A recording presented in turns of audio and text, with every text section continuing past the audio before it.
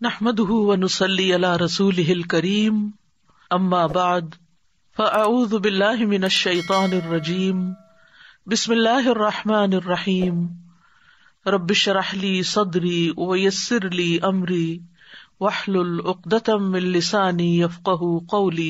حدیث میں بھی پڑھتے ہیں کہ نبی صلی اللہ علیہ وسلم نے فرمایا جو شخص 10 بار قل هو اللہ احد پڑھتا ہے اس کے لیے جنت میں ایک محل بن جاتا ہے۔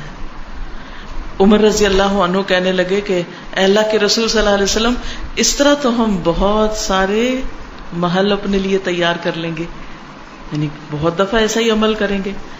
آپ نے فرمایا اللہ کے پاس اس سے بہت زیادہ ہے، بہت اچھا ہے، یعنی تمہارے گمان سے کہیں زیادہ ہے اس کے پاس۔ اور پھر آپ دیکھیے کہ ایک اور شخص کے بارے میں آتا ہے کہ وہ ایک بار ساری رات اسی سورت کی تلاوت کرتے رہے، اسی کی تکرار قل هو اللہ احد اللہ الصمد لم یلد ولم یولد ولم یکن لہ کفوا احد۔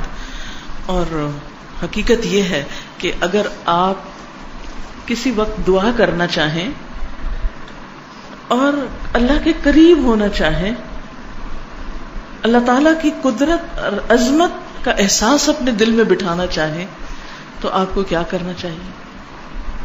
بغیر گنے کئی بار قل هو اللہ احد۔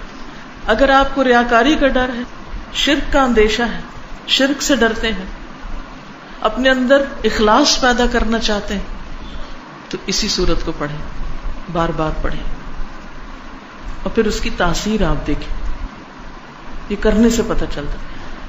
نبی صلی اللہ علیہ وسلم کو جب یہ بات پتہ چلی کہ وہ ساری رات یہی پڑھتا رہا تو آپ نے اس کو منع نہیں کیا۔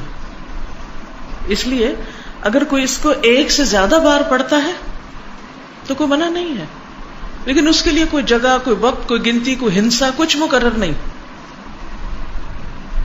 کیونکہ ایک ہی آیت کا یا ایک سورت کا بار بار پڑھنا انسان کے اندر اس کا فہم زیادہ کرتا ہے، اس کے اندر غور و فکر اور تدبر زیادہ ہو جاتا ہے۔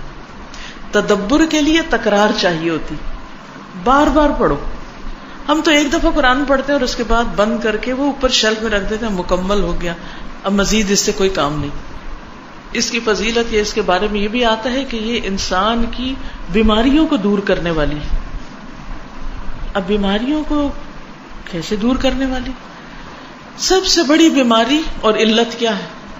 شرک۔